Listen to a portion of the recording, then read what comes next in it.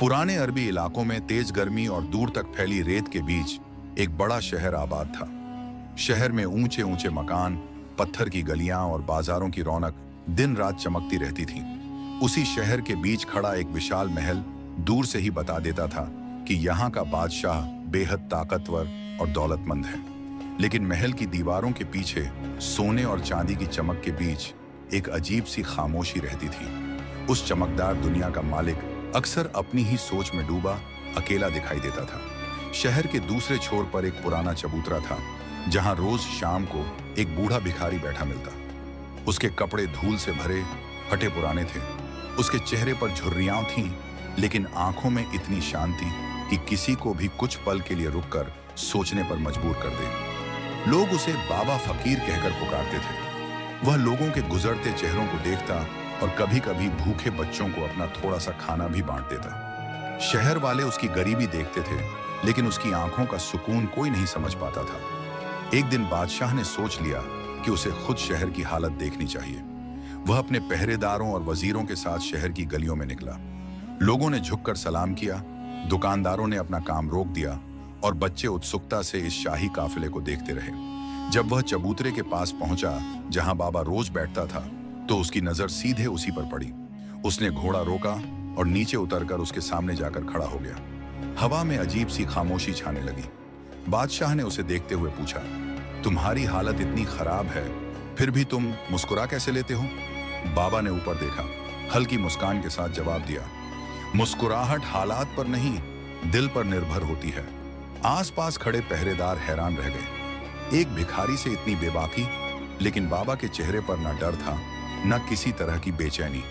वह जैसे अंदर से बिल्कुल हल्का था। बादशाह ने थोड़ा कठोर स्वर में पूछा, तुम्हें क्या लगता है, तुम मुझसे ज्यादा खुश हो? बाबा ने धीमे स्वर में कहा, मैं बस इतना जानता हूं कि जिसके पास कम होता है उसके पास कम चिंता होती है, जिसके पास ज्यादा होता है उसकी परेशानियां भी ज्यादा हो जाती हैं। यह सुनकर बादशाह के अंदर कुछ हिल सा गया। उसे लगा जैसे किसी अनजान आदमी ने उसके दिल का राज जान लिया हो। उसने पूछा, और तुम्हें क्या लगता है कि मेरे पास क्या नहीं है? बाबा ने कहा, सुकून। बादशाह ने एक पल के लिए अपना चेहरा उसके पास झुकाकर देखा, जैसे वह इस बूढ़े की आंखों में अपना सच ढूंढ लेना चाहता हो। तुम ऐसा क्यों सोचते हो? बाबा बोला, क्योंकि तुम्हारी आंखें बेचैनी छुपा नहीं पाती। बादशाह थोड़ी देर चुप रहा, फिर धीरे से बोला, अगर मैं सच में बेचैन हूं तो इस बेचैनी का इलाज क्या है?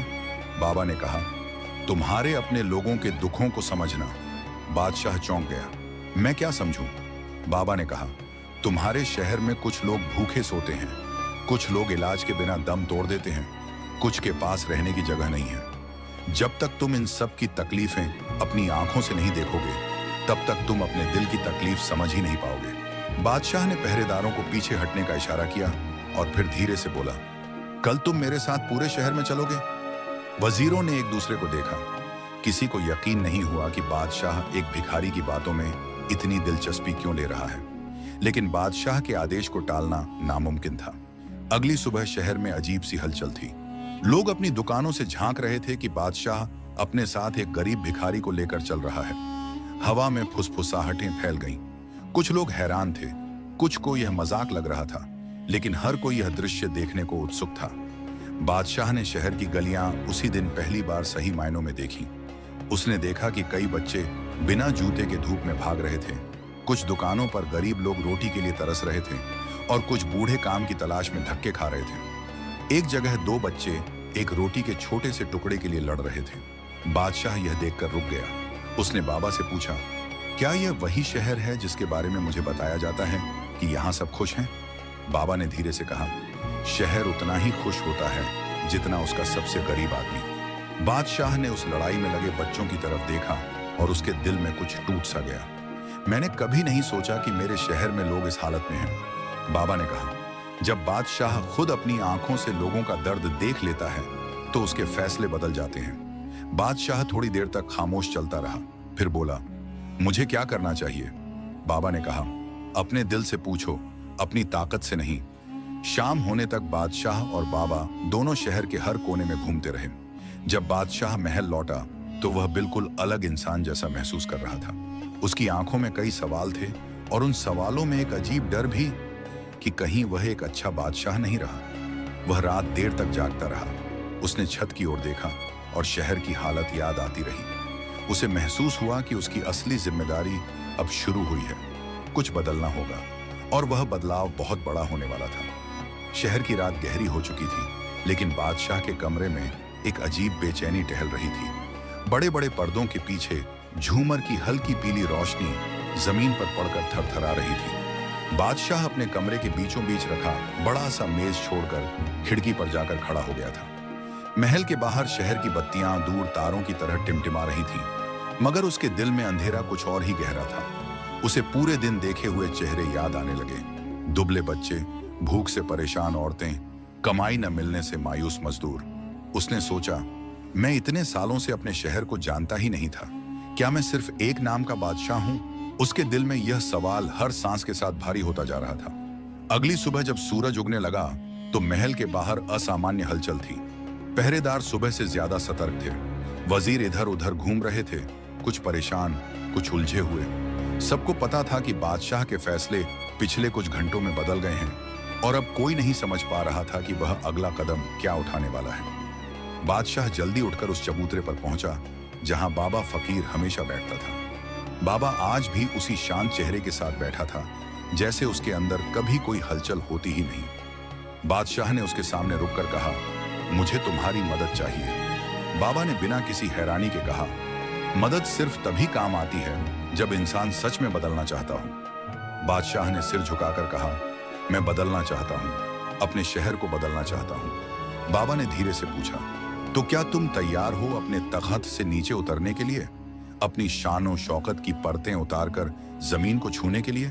बादशाह ने दृढ़ता से कहा, अगर मेरी शान शौकत मेरी जनता के दर्द को छुपाती है तो मैं उसे छोड़ने को भी तैयार हूं। बाबा ने उसके चेहरे को ध्यान से देखा और एक हल्की मुस्कान के साथ खड़ा हो गया। तो चलो, आज हम एक और सफर शुरू करते हैं। इस बार बादशाह बिना किसी काफिले, बिना पहरेदारों और बिना कोई संकेत दिए शहर में निकला।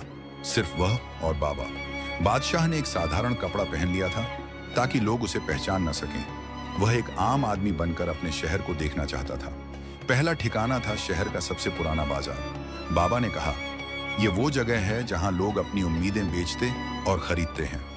यहां देखो कि कौन मुस्कुराता है और कौन मजबूरी में। बादशाह ने एक बूढ़ी महिला को देखा जो अपने हाथ से बने मिट्टी के बर्तन बेच रही थी। उसके हाथ कांप रहे थे और बर्तन इतनी सस्ते दाम पर बिखर रहे थे कि उसकी मेहनत का मोल आधा भी नहीं मिल रहा था।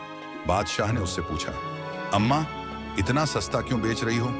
महिला ने थकी आवाज में कहा, बेटा, पेट भूखा हो तो दाम नहीं देखे जाते।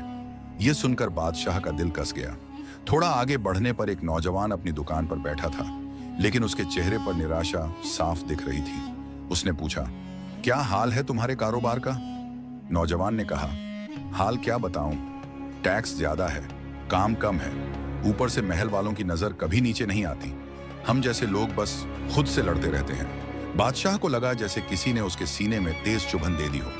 बाबा ने कहा, ये वही लोग हैं जो तुम्हारी सल्तनत की नींव हैं। नींव कमजोर हो तो महल खड़ा नहीं रहता। फिर वे शहर से बाहर एक तंग गली की ओर आए। यहाँ धरती धूल से भरी थी। छोटे छोटे घर मिट्टी और लकड़ी के थे। एक घर के बाहर एक आदमी अपनी बीमार बेटी को गोद में लिए बैठा था। बच्ची की सांसें तेज थीं। बादशाह ने चिंतित होकर पूछा, इसे किसी हकीम के पास क्यों नहीं ले जाते? आदमी की आंखें भर आईं। साहब, हकीम तक ले जाने के लिए पैसे चाहिए और यहाँ तो 2 वक्त की रोटी का बंदोबस्त मुश्किल हो रहा है। बादशाह को लगा कि उसका गला भर आया है। यह पहली बार था जब उसने शहर का दर्द बिना किसी फिल्टर के देखा था। बाबा ने एक लंबी सांस लेकर कहा, और यहीं शुरू होती है वह लड़ाई जो हर बादशाह के दिल में छुपी होती है, सत्ता और इंसानियत की लड़ाई। बादशाह ने धीरे से पूछा, मैं क्या करूं बाबा? मैं इस सब को कैसे बदलूं? बाबा ने कहा, तुम्हें सुनना सीखना होगा। पहले अपनी जनता की आवाज सुनो, फिर अपना फैसला सुनाना। बादशाह ने वही फैसला कर लिया कि अब उसके राज में कुछ भी पहले जैसा नहीं रहेगा। उस दिन के बाद लगातार 3 दिन बादशाह और बाबा शहर के कोने कोने में घूमते रहे। किसी दिन गरीबों के घर, किसी दिन अस्पताल, किसी दिन बाजार, किसी दिन मजदूरों की बस्ती। हर जगह दुख था, हर जगह लड़ाई थी, हर जगह उम्मीदें थीं जिनका कोई सहारा नहीं। इसी दौरान बाबा ने कई लोगों से बादशाह का मन मिलवाया। एक मजदूर जो रोज अपनी बीवी और बच्चों के लिए खाना जुटाने का संघर्ष कर रहा था, एक नौजवान लड़की जो पढ़ना चाहती थी लेकिन उसके पास किताबों तक की कीमत नहीं थी, एक बूढ़ा आदमी जो अपने बेटे के इलाज के लिए मोहताज था, एक बेघर बच्चा जो अपने पिता का हाथ खो चुका था और अब पेट भरने के लिए भीख मांगता था। हर चेहरा बादशाह के दिल पर नई चोट छोड़ रहा था, लेकिन इसी दर्द में एक नई आग भी जन्म ले रही थी, कुछ करने की आग। तीसरी रात जब बादशाह महल लौटा तो उसके कदमों में पहले जैसी थकान नहीं, बल्कि एक नई दृढ़ता थी। उसने सारा महल इकट्ठा किया, वजीर, सलाहकार, अमीर लोग, अधिकारी, सबको बुलाई गई सभा में आने का आदेश दिया। सभा में सब बैठ गए, पर आज बादशाह का चेहरा बिल्कुल अलग था। उसने खड़े होकर कहा, आज मैंने अपने शहर को अपनी आंखों से देखा है। मैंने वह दर्द देखा है जिसे तुमने मेरी नजरों से छुपा रखा था। अब से इस सल्तनत में कोई भूखा नहीं सोएगा। अब से किसी गरीब को इलाज के लिए तरसना नहीं पड़ेगा। अब से हर बच्चा पढ़ सकेगा और हर मजदूर को उसकी मेहनत का पूरा हक मिलेगा। सभा में खामोशी फैल गई। किसी को यकीन ही नहीं हुआ कि बादशाह इतना बदल सकता है। कुछ वजीरों ने एक दूसरे को देखा। उनमें घबराहट थी, क्योंकि वे जानते थे कि यह बदलाव उनके आराम और उनकी कमाई को छूने वाला है। लेकिन बादशाह की आवाज में वह दर्द था जिसे कोई नहीं रोक सकता था। उसने आगे कहा, और इस बदलाव का पहला श्रेय उस व्यक्ति को जाता है जिसने मुझे मेरी आंखों का सच दिखाया। सबकी निगाहें पीछे मुड़ी। वहां बाबा फकीर खड़ा था। बादशाह ने उसकी ओर देखकर कहा, तुमने मुझे बदल दिया है। अब मैं इस सल्तनत का मालिक नहीं, बल्कि इसका सेवक हूं।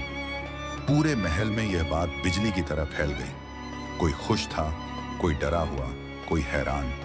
लेकिन एक नई सुबह की शुरुआत हो चुकी था, और यह सुबह आगे क्या लेकर आने वाली थी, इसका अनुमान किसी को नहीं था।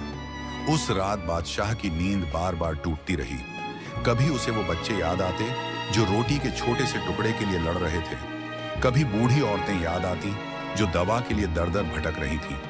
महल की हर दीवार उसे अपने लोगों के आंसू सुनाती महसूस होती।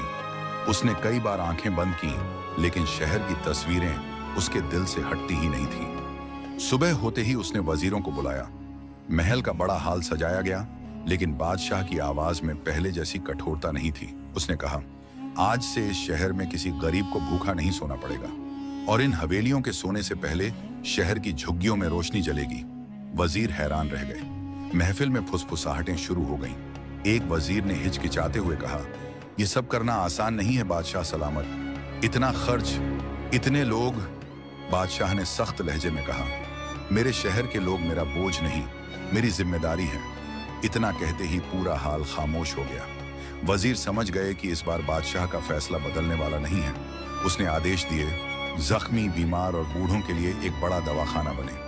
हर मोहल्ले में मुफ्त खाने की रसोई चलाई जाए, और शहर की टूटी फूटी गलियां, घर और बाजार फिर से बसाए जाए। बादशाह ने यह सब आदेश देकर बाबा को बुलाने का कहा। पहरेदार दौड़ते हुए गए, लेकिन लौटकर बोले, बाबा चबूतरे पर नहीं मिले। पूरा शहर ढूंढा, पर कोई निशान नहीं मिला। बादशाह के चेहरे पर बेचैनी आ गई। वह खुद घोड़े पर सवार हुआ और वहीं गलियां छान मारी जहां वह बाबा के साथ गया था। हर मोड़, हर चबूतरा, हर छोटी गली, सब जगह जाकर उसने आवाज दी, बाबा, बाबा फकीर, कहां चले गए तुम? लेकिन बाबा कहीं नहीं मिले। शाम होने लगी। हवा में ठंडक बढ़ गई थी और बादशाह का दिल भारी हो गया था। उसने शहर के बाहर पुराने खंडहर की ओर ज्यादा उम्मीद न होते हुए घोड़ा मोड़ा। अंधेरा बढ़ रहा था, मगर जैसे ही वह खंडहर के पास पहुंचा, उसे एक छोटी सी धीमी रोशनी दिखी। रोशनी किसी दिए जैसी थी। वह पास गया और देखा, बाबा वहां चुपचाप बैठे हैं, जैसे किसी इंतजार में। बादशाह घोड़े से उतरकर तेजी से उनके पास पहुंचा। तुम अचानक गायब क्यों हो गए? मैं तुम्हें हर जगह ढूंढ रहा था। बाबा ने हल्की मुस्कान के साथ कहा, मैं गया नहीं था बादशाह, बस तुम्हें तुम्हारे फैसलों के साथ अकेला छोड़ दिया था। अब बताओ, तुम्हारा दिल क्या कहता है? बादशाह उनके सामने बैठ गया, जैसे कोई छोटा बच्चा अपने उस्ताद के सामने बैठता है। उसने धीरे से कहा, मैंने शहर के लिए सब कुछ करने का फैसला कर लिया है। मैं चाहता हूं कि मेरा शहर अमीरी से नहीं, इंसानियत से जाना जाए। बाबा ने सिर हिलाया। फिर तुम्हारा रास्ता सही है। कुछ क्षण दोनों चुप रहे। हवा पेड़ों के बीच सरसराहट पैदा कर रही थी। फिर बादशाह ने कहा, लेकिन तुम शहर के बीच से क्यों चले आए? तुम्हें वहीं होना चाहिए था। तुमने मुझे जो सिखाया उसके बाद मैं तुम्हें अकेला कैसे छोड़ दूं? बाबा ने दिए की लौ को देखते हुए कहा, बादशाह सच बताऊं, मैंने कभी भी किसी चीज की चाहत नहीं की, न नाम की न जगह की। मैं तो बस दिलों की धूल साफ करने आया था। तुम्हारे दिल की धूल साफ हो गई, अब मेरी जरूरत नहीं रही। बादशाह की आंखें नम हो गईं। क्या तुम मेरे महल में चलकर रहोगे? तुम मेरे लिए सम्मान की जगह हो। बाबा मुस्कुराए। महल में रहूंगा तो लोग सोचेंगे कि बादशाह ने भिखारी को अपने पास रख लिया, लेकिन अगर मैं यहीं रहूंगा तो लोग जानेंगे कि बादशाह ने अपने दिल को पहचान लिया। बादशाह ने बाबा का हाथ पकड़कर कहा, फिर भी तुम मेरे लिए हमेशा जरूरी रहोगे। बाबा ने उसके हाथ पर अपना हाथ रखते हुए कहा, जरूरतें बदल जाती हैं बादशाह, लेकिन नेक इरादे हमेशा साथ चलते हैं। ये कहते ही बाबा उठे, दिया उठाया और खंडहर की तरफ चले गए। बादशाह कुछ कदम पीछे चलता रहा, लेकिन बाबा रुक कर बोले, अब लौट जाओ, शहर तुम्हारा इंतजार कर रहा है। बादशाह कुछ पल खामोश रहा और फिर घोड़े पर बैठकर महल की ओर लौट गया। उस रात महल की छत से देखते हुए उसे महसूस हुआ कि हवा आज पहले से ज्यादा ठंडी और सुकून भरी है। अगले ही हफ्ते शहर की सूरत बदलने लगी। बच्चों के हाथ में किताबें दिखने लगीं। बाजारों में सस्ते खाने एक की खुशबू फैलने लगी। बीमारों को दवाइयां मिलने लगीं और गरीबों के चेहरे पर फिर से मुस्कान लौट आई। लोग कहते थे कि बादशाह में अचानक बदलाव कैसे आ गया, लेकिन बादशाह बस इतना मुस्कुराकर कहता, कभी कभी एक भिखारी भी बादशाह को बदल देता है। समय बीतता गया, शहर खुशहाल होता गया, लेकिन उस रात बादशाह ने चांदनी में जिस बूढ़े बाबा को देखा था, वह फिर कभी किसी को दिखाई नहीं दिया। कई लोगों का कहना था कि बाबा फकीर कोई आम इंसान नहीं थे। कुछ कहते कि वह एक अल्लाह के नेक बंदे थे, कुछ कहते कि वह किसी दानी पीर की सूरत में आए थे, और कुछ कहते कि वह इम्तिहान थे जो बादशाह ने पास कर लिया।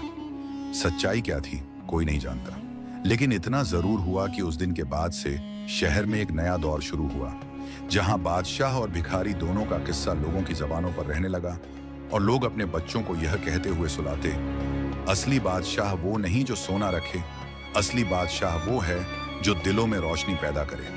किस्सा यहीं मुकम्मल होता है, और उस शहर की हवा में आज भी बाबा की वो मुस्कान फूटी रहती है, जिसने एक बादशाह